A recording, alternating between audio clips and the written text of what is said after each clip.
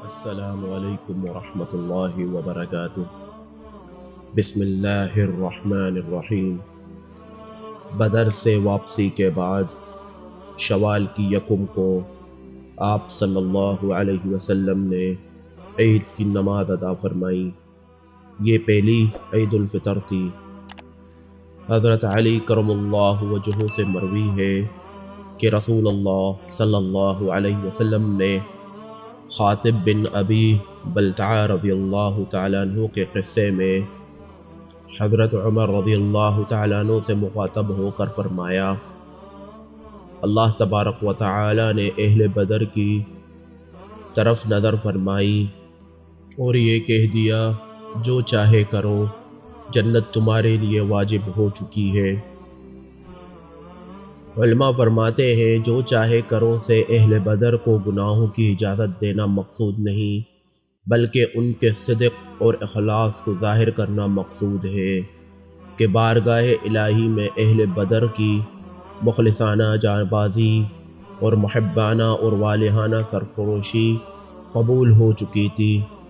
مرتے دم تک ان لوگوں کا قدم محبت وفا سے کبھی ڈگمگانے والا نہیں۔ ان کے قلوب اللہ اور اس کے رسول کی محبت اور اطاعت سے لبریز ہے۔ معصیت اور نافرمانی کی ان کے دلوں میں کہیں گنجائش نہیں۔ بہرحال اہل بدر جو کچھ بھی کریں جنت ان کے لیے واجب ہے۔ اطاعت کریں گے تب جنت واجب ہے۔ اگر بالفرض بمقتضائے بشریت معصیت کر بیٹھیں گے تو فوراً توبہ استغفار اور تضرع سے ابتہال کریں گے، جس سے ان کے لیے جنت اور مغفرت واجب ہو جائے گی، بلکہ عجب نہیں کہ اور درجے بلند ہو جائیں گے، جیسا کہ آدم علیہ السلام کی توبہ سے اور درجے بلند ہوئے۔ حضرت جابر رضی اللہ تعالی عنہ سے مروی ہے کہ رسول اللہ صلی اللہ علیہ وسلم نے فرمایا، جو شخص بدر میں حاضر ہوا وہ ہرگز جہنم میں نہ جائے گا۔ یہ حدیث مسند احمد میں ہے۔ رفاعہ بن رافع رضی اللہ تعالیٰ عنہ فرماتے ہیں کہ ایک مرتبہ جبریل امین علیہ السلام نبی کریم صلی اللہ علیہ وسلم کی خدمت میں حاضر ہوئے اور یہ سوال کیا کہ آپ اہل بدر کو کیا سمجھتے ہیں؟ آپ نے فرمایا، سب سے افضل اور بہتر۔ جبریل نے کہا، اسی طرح وہ فرشتے جو بدر میں حاضر ہوئے وہ سب فرشتوں سے افضل اور بہتر ہیں۔ غزوہ بدر کے بعد شروع شوال میں سلیم اور عطفان کے اجتماع کی خبر پا کر آپ صلی اللہ علیہ وسلم نے 200 آدمیوں کے ساتھ خروج فرمایا۔ جب آپ چشمہ قدر پر پہنچے تو معلوم ہوا کہ دشمنان اسلام پہلے ہی سے آپ کی خبر پا کر منتشر ہو چکے ہیں۔ 3 روز قیام فرما کر بلا جدال و قتال واپس آ گئے۔ بعض روایات سے معلوم ہوتا ہے کہ یہاں سے آپ نے ایک سریہ ان کے تعاقب میں روانہ فرمایا جو غنیمت میں 500 اونٹ لے کر واپس آیا۔ بقیہ شوال اور ذی قعد آپ مدینہ میں مقیم رہے اور اسی عرصے میں بدر کے قیدیوں کے فدیے لے کر رہا کر دیے گئے۔ بنی قینقاع عبداللہ بن سلام کی برادری کے لوگ تھے، نہایت شجاع اور بہادر تھے۔ شوال کی 15-16 تاریخ کو بروز ہفتہ رسول اللہ صلی اللہ علیہ وسلم ان کے بازار میں تشریف لے گئے اور سب کو جمع کر کے وعظ فرمایا، اے گروہ یہود، اللہ سے ڈرو، جیسے بدر میں قریش پر اللہ کا عذاب نازل ہوا کہیں اسی طرح تم پر نازل نہ ہو۔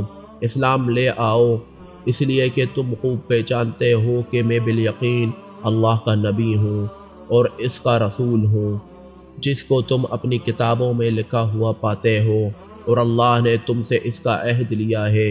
یہود یہ سنتے ہی مشتعل ہو گئے اور یہ جواب دیا کہ آپ اس سوچ میں ہرگز نہ رہنا کہ ایک ناواقف اور نا تجربہ کار قوم یعنی قریش سے مقابلے میں آپ غالب آ گئے۔ واللہ اگر ہم سے مقابلہ ہو تو خوب معلوم ہو جائے گا کہ ہم مرد ہیں۔ اس پر حق جل و علا نے یہ آیتیں نازل فرمائیں، تمہارے لیے نشانی ہے ان دو جماعتوں میں کہ باہم ایک دوسرے سے لڑیں۔ ایک جماعت تو اللہ کی راہ میں قتال کرتی تھی اور دوسری جماعت کافروں کی تھی کہ مسلمانوں کو اپنے سے دو چند دیکھتی تھی کھلے آنکھوں سے، اور اللہ تبارک و تعالی جس کو چاہتے ہیں اپنی امداد سے قوت دیتے ہیں۔ اس میں عبرت ہے اہل بصیرت کے لیے۔ رسول اللہ صلی اللہ علیہ وسلم جب ہجرت کر کے مدینہ منورہ تشریف لائے تو بنی قینقاع، بنی قریظہ اور بنی نظیر سے یہ معاہدہ ہوا تھا کہ ہم نہ آپ سے جنگ کریں گے اور نہ آپ کے دشمن کو کسی قسم کی مدد دیں گے، مگر سب سے پہلے بنی قینقاع نے عہد شکنی کی اور نہایت ترشتی سے رسول اللہ صلی اللہ علیہ وسلم کو جواب دیا اور جنگ کے لیے آمادہ ہو گئے۔ یہ لوگ مضافات مدینہ میں رہتے تھے۔ رسول اللہ صلی اللہ علیہ وسلم نے مدینہ میں اپنے بجائے ابو لبابہ بن عبد المنذر انصاری کو مقرر فرمایا کہ بنی قینقاع کی طرف خروج فرمائے۔ ان لوگوں نے قلعے میں داخل ہو کر دروازہ بند کر دیا۔ رسول اللہ صلی اللہ علیہ وسلم نے 15 شوار سے لے کر ذی قعد تک ان کا محاصرہ فرمایا۔ مجبور ہو کر 16ویں روز یہ لوگ قلعے سے اتر آئے اور رسول اللہ صلی اللہ علیہ وسلم نے ان کی مشقیں باندھنے کا حکم دیا۔ رأس المنافقین عبداللہ بن ابی بن سلول کی الحاح وزاری کی وجہ سے قتل سے تو درگزر فرمایا، مگر مال و اسباب لے کر جلا وطنی کا حکم دے دیا اور مال غنیمت لے کر مدینہ واپس ہوئے۔ ایک حصہ خود لیا اور 4 حصے صحابہ پر تقسیم فرمایا۔ بدر کے بعد یہ پہلا حصہ تھا جو رسول اللہ صلی اللہ علیہ وسلم نے اپنے دست مبارک سے لیا۔ عبادہ بن صامت رضی اللہ تعالیٰ عنہ فرماتے ہیں کہ قینقاع سے میرے حلیفانہ تعلق تھے۔ ان کی اس شرارت اور بدعہدی کو دیکھ کر ان سے تعلق قطع کر لیا اور ان سے تبری اور بیداری کا اعلان کیا۔ رسول اللہ صلی اللہ علیہ وسلم میں آپ کے دشمنوں سے برا اور بیزار ہو کر اللہ اور اس کے رسول کی طرف آتا ہوں۔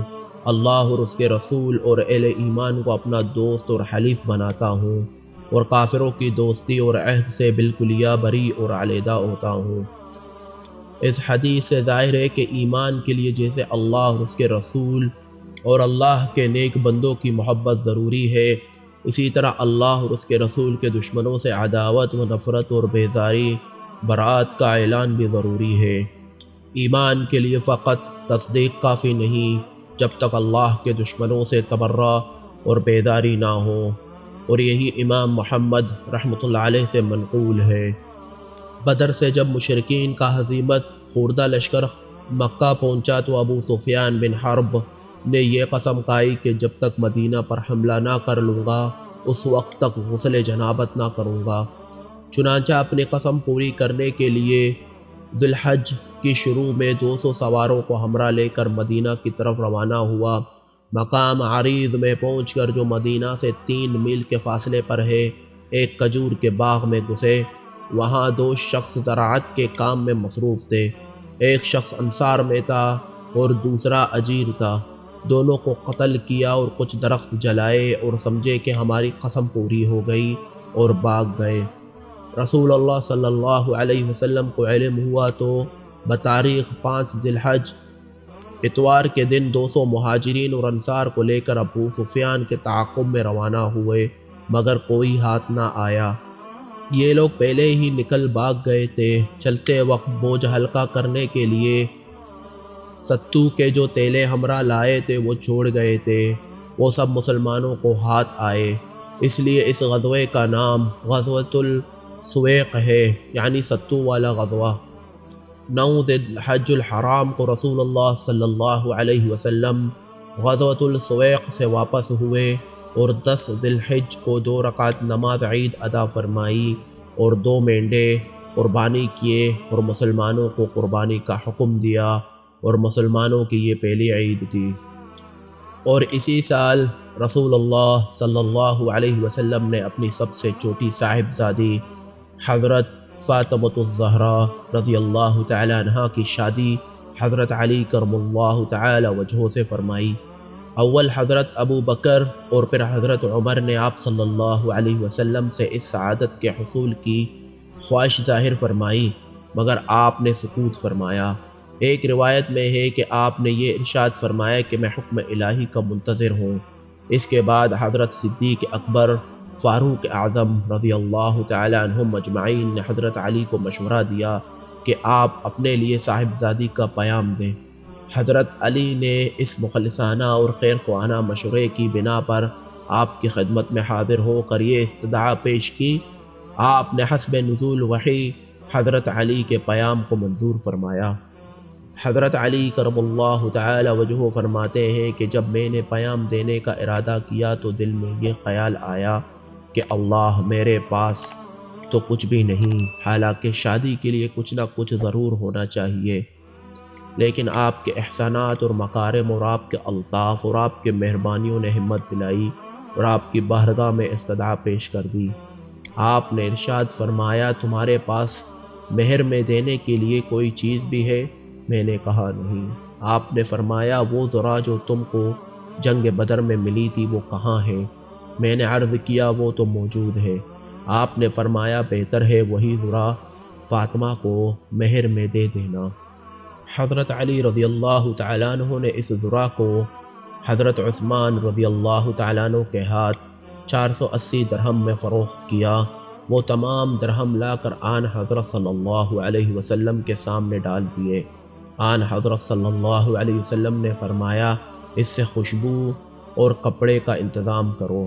رسول اللہ صلی اللہ علیہ وسلم نے صاحبزادی کو جہیز میں جو سامان دیا وہ یہ تھا: ایک لحاف، ایک چمڑے کا گدا جس میں بجائے روئی کے کسی درخت کی چھال بری ہوئی تھی، اور 2 چکھیاں اور ایک مشکیزہ اور 2 مٹی کے گڑھے۔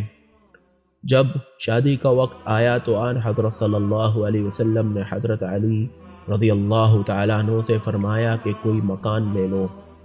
حضرت علی رضی اللہ تعالیٰ عنہ نے ایک مکان کرائے پر لے لیا، اس میں شادی فرمائی۔ حضرت فاطمہ الزہرا رضی اللہ تعالیٰ عنہ نے مشورہ دیا کہ حارثہ بن نعمان کا مکان مانگ لو۔ حضرت علی رضی اللہ تعالیٰ عنہ نے فرمایا مجھ کو شرم آتی ہے۔ کسی طرح یہ خبر حارثہ کو پہنچ گئی۔ حارثہ آن حضرت صلی اللہ علیہ وسلم کے خدمت میں حاضر ہوئے اور عرض کیا یا رسول اللہ کی قسم جو لے لیں گے وہ اس سے کہیں زیادہ محبوب ہوگا جو چھوڑ دیں گے۔ آپ نے فرمایا تو نے سچ کہا، اللہ تجھ میں برکت دے۔ حارثہ دوسری جگہ منتقل ہو گئے اور حضرت علی اور حضرت فاطمہ کو اپنے مکان میں لا اتارا۔